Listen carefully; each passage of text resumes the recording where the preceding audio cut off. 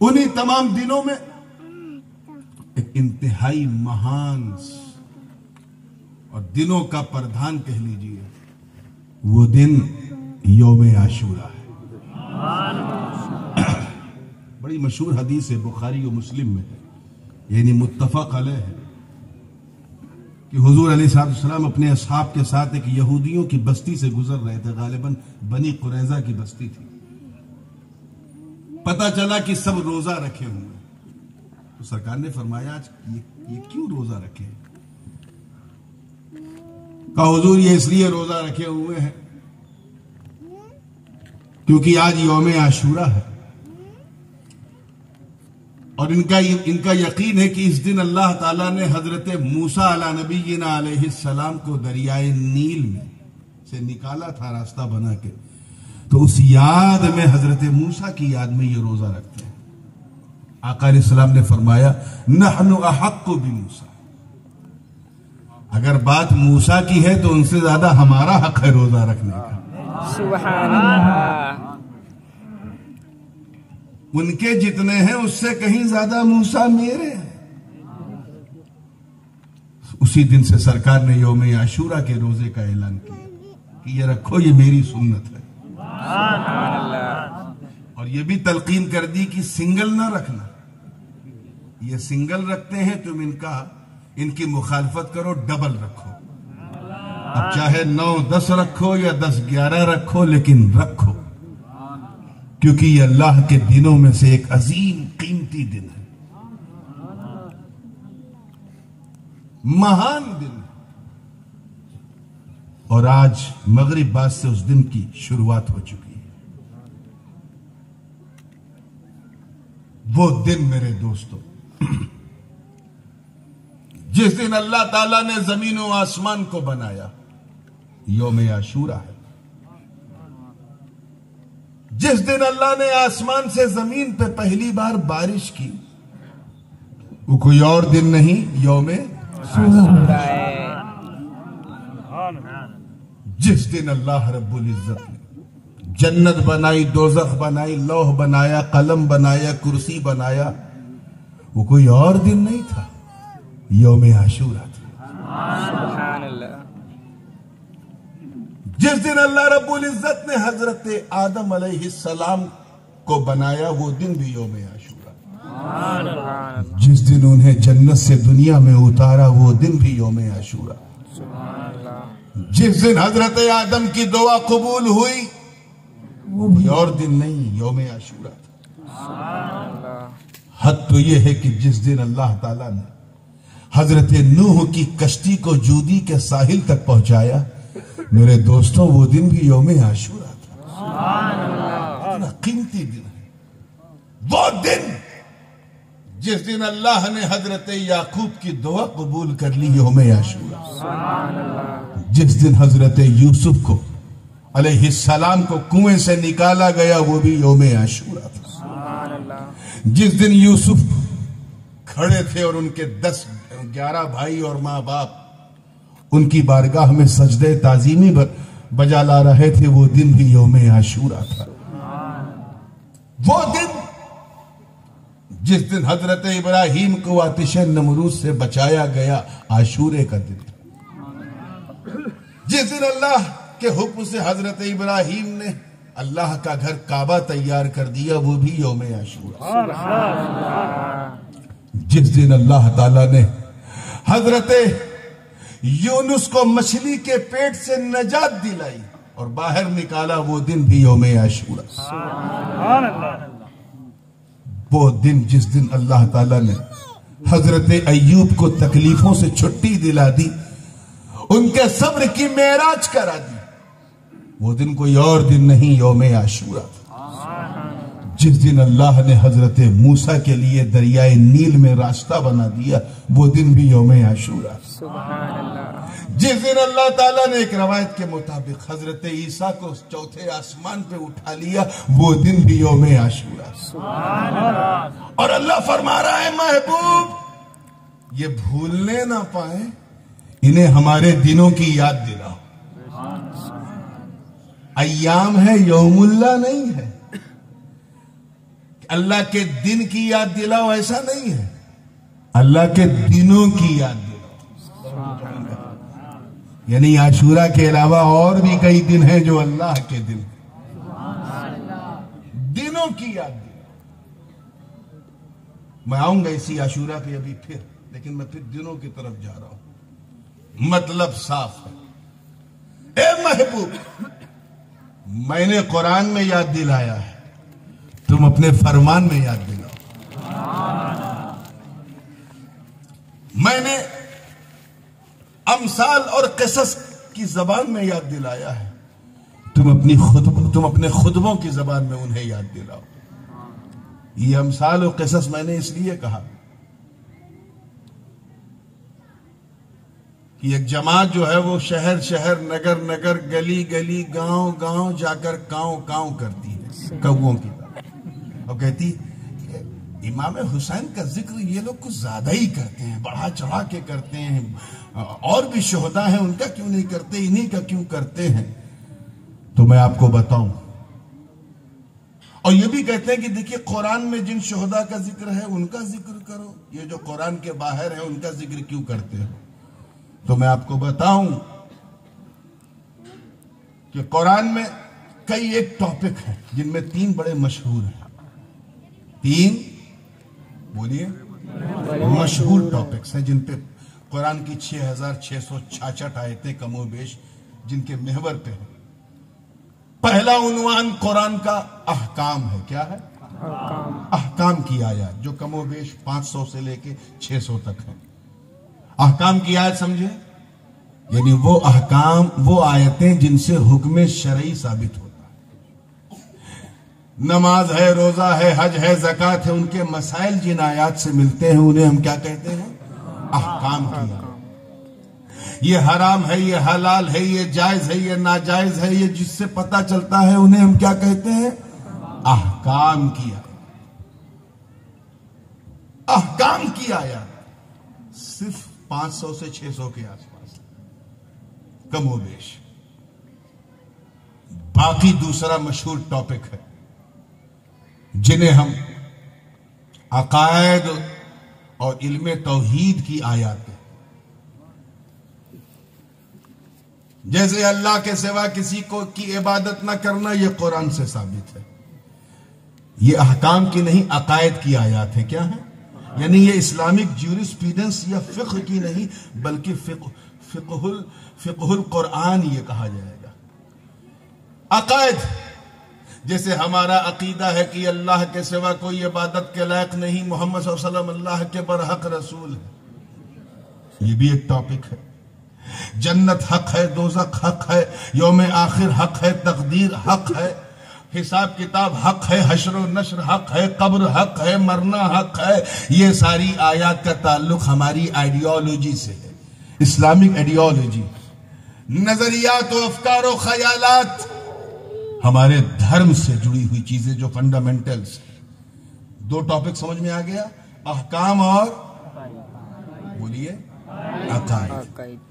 اور تیسرا اور بڑا قابل ذکر ٹاپک ہے علم التذکیر کا۔ تذکیر یعنی یاد دلانا۔ اس میں بھی 2 الگ الگ پہلو، کہیں جنت کو یاد دلا کر کے مومنوں کو مخاطب کیا جا رہا ہے، اور کہیں انہیں ڈرانے کے لیے جہنم کی بھی یاد دلائی جا رہی ہے۔ انہیں اللہ کی رحمت بھی بتائی جا رہی ہے، اللہ کے عذاب سے بھی آگاہ کیا جا رہا ہے۔ تذکیر کے اندر دونوں۔ پہلا حصہ جن کا تعلق صرف آزمائشوں سے ہے، ان میں بھی نصیحت کا پہلو ہے۔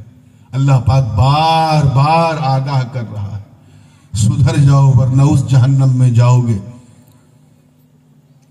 جس کی ایک چنگاری دنیا میں اگر گر جائے تو پوری دنیا جل کے سوہا ہو جائے۔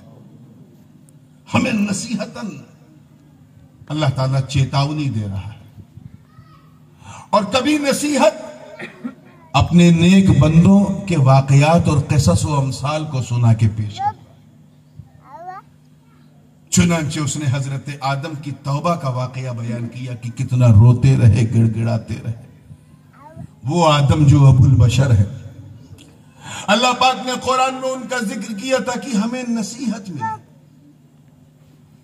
کہ بندہ کتنا ہی بڑا کیوں نہ ہو جائے، مولا کی بارگاہ میں وہ عاجز ہے، اور اسے سنت آدم پہ عمل کرتے کرتے گڑ گڑا کر رو کر مولا کی بارگاہ میں دعا کرنی چاہیے.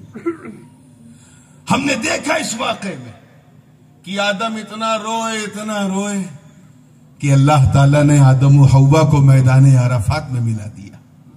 سبحان اللہ. اور یہ ملنا اللہ کو اتنا پسند آیا کہ محبوب کی امت کو سے کہہ دیا کہ تم اس وقت تک حاجی نہیں ہو سکتے جب تک آدم و حوا کی ملنے والی جگہ پہ میدان عرفات میں 9 ذی الحجہ کو جب تک تم قیام نہ کر لو. اسی کو وقوف عرفہ کہتے ہیں. یہی تو اللہ کے دن کی یاد ہے. حضرت ابراہیم علیہ السلام کا واقعہ قرآن میں بیان کیا. وَاذْكُرْ فِي الْكِتَابِ ابراہیم. اللہ پاک کہہ رہا ہے یاد کرو کلام اللہ میں ابراہیم کے ذکر کو. نمرود سے پنگا لیا، آنکھوں میں آنکھیں ڈال کے حق کی بولی.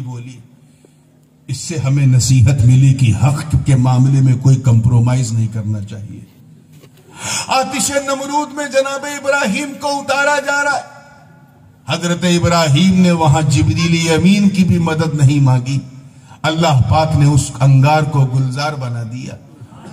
اس واقعے کو بیان کر کے ہمیں نصیحت دی جا رہی ہے کہ اللہ پر بھروسہ رکھو.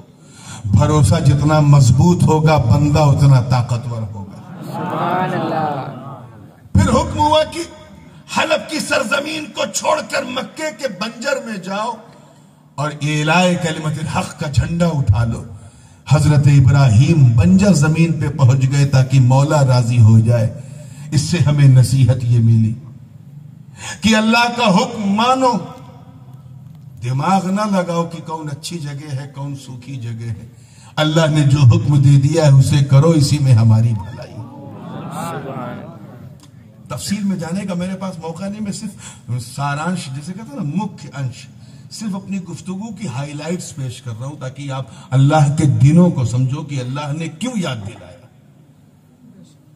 حضرت ابراہیم ایک کے بعد ایک امتحان دے رہے ہیں اور ہر امتحان کا ذکر قرآن میں ہے. بلکہ اس امتحان کا ذکر تو بہت تفصیل سے ہے جو حضرت ابراہیم نے خواب دیکھا تھا. واقعہ آپ سنتے آئے ہیں، واقعہ نگاری مقصود نہیں ہے. اللہ نے اس واقعے کو تفصیل سے بیان کیا کہ اسماعیل علیہ السلام کی گردن پہ صرف حکم ربانی کے تحت ابراہیم علیہ السلام نے چھری رکھ دی. چھری چلا بھی دی، چھری چلا دی، مگر فیضان نور پاک مصطفیٰ دیکھو. اللہ نے اپنے نبی اسماعیل کو بچا لیا. ان کی جگہ پر ایک دمبے ایک مینڈھے کو قربان کر دیا. یہ فلسفہ شہادت کا ایک الگ عنوان ہے جو آج میرا عنوان نہیں ہے. جس کو سننا ہے وہ کہیں یوٹیوب یا فیس بک میں جا سکتا ہے. آگے بڑھو. ہمیں اس سے کیا نصیحت ملی؟ کیا نصیحت ملی؟ کہ اللہ کا حکم مانو، اس کے لیے اپنا تن من دھن سب قربان کرنے کا جذبہ رکھو. حضرت ابراہیم کو تو صرف سپنا دکھایا تھا، اللہ کے حکم سے انہوں نے سپنے کو بھی اپنا بنا لیا. سبحان اللہ. ورنہ سپنا کبھی اپنا نہیں ہوتا، یہ ہم لوگ جانتے ہیں. کوئی صاحب سپنا دیکھ لیں کہ کروڑ پتی ہو گئے ہیں تو صبح جب اٹھیں گے تو پتا چلے گا نہیں میں کروڑ پتی نہیں، صرف اپنی پتنی کا پتی ہوں. یہ ہے سپنا. مگر جب ایمان مضبوط ہوتا ہے تو بندہ سپنے کو بھی اپنا بنا لیتا ہے. اچھا آگے بڑھنے سے پہلے جب یہاں آیا ہوں تو ایک بات کہہ دوں کہ حضرت اسماعیل کی گردن بچ گئی اور کربلا میں حسین کی گردن کٹ گئی. اے اللہ معاملہ کیا؟ تو کہا آواز آئی، کہا سن، اسماعیل کی گردن کو بچا کر ہم نے نور محمدی کو بچا لیا اور کربلا میں حسین کو قربان کر کے دین محمدی کو بچا لیا.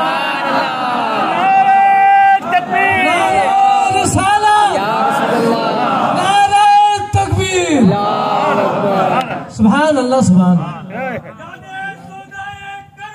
जिंदाबाद। बहुत तेजी से आगे बढ़ रहा हूँ, ये सब चैप्टर अलग अलग, सब 2-2 घंटे का एक उन्वान है, मैं उधर जाना नहीं चाह रहा हूँ, सिर्फ दिनों को याद दिलाने बैठा हूँ। तवज्जो चाहूंगा, तैयार है ना आप लोग? देखिएगा अब वो कैसा रहा। कभी फलसफे मीलाद पे गुफ्तगू करना हुआ तो बताऊंगा। हुजूर का मीलादे जिस्मानी तो हम लोग सुनते हैं, वक्त रहा तो इंशाअल्लाह कभी ये नूरानी आपको हुजूर का मीलादे नूरानी बयान करेगा। सुभान अल्लाह। हजरत मूसा अलैहिस्सलाम का वाकया पूरे कुरान में मौजूद है। 8वां पारा उठाओ वहां मूसा कलीमुल्लाह, 9वां पारा उठाओ वहां मूसा और फिरौन का वाकया, 10वां उठाओ, 11वां उठाओ, 14वां उठाओ, 15वां उठाओ, 16वां उठाओ, 19वां उठाओ, 20वां उठाओ, आगे 24वां उठाओ, 25वां उठाओ, हर जगह मूसा व हारून। क्यों? क्योंकि इसमें हमारे लिए नसीहत थी। क्या है? नसीहत है। हमें आगाह किया गया। जिस वक्त हजरत मूसा को नबूवत के मनसब पर बिठाया गया और रिसालत का ताज आपके सर पे पहनाया गया, अल्लाह पाक ने यह हुक्म नहीं दिया कि ए मूसा अपनी कौम से कहो कि ये करें वो करें, बल्कि पहला हुक्म ये था, इज़हब, ये डंडा ले, इज़हब इला फिरऔन इन्नहु तगा, जा फिरौन के पास, वो सरकश हो गया है। हजरत मूसा ने फिरौन की आंखों में आंखें डाल के हक की बोली बोली। हक और बातिल की जंग वहीं से चल रही है। कभी हक अगर बातिल नमरूद की शक्ल में आया तो हक इब्राहिम की शक्ल में आया। बातिल अगर हामान और शद्दाद की शक्ल में आया तो हक शुएब और मूसा की शक्ल में आया। बातिल अगर फिरौन की शक्ल में आया तो हक मूसा व हारून की शक्ल में आया। बातिल अगर अबू जहल, अबू लहब, अतबा और शैबा की शक्लों में आया तो हक मुस्तफा जाने रहमत की शक्ल में आया। ऐसे ही बातिल जब यजीद के रूप में आया तो हक हुसैन के रूप में आया।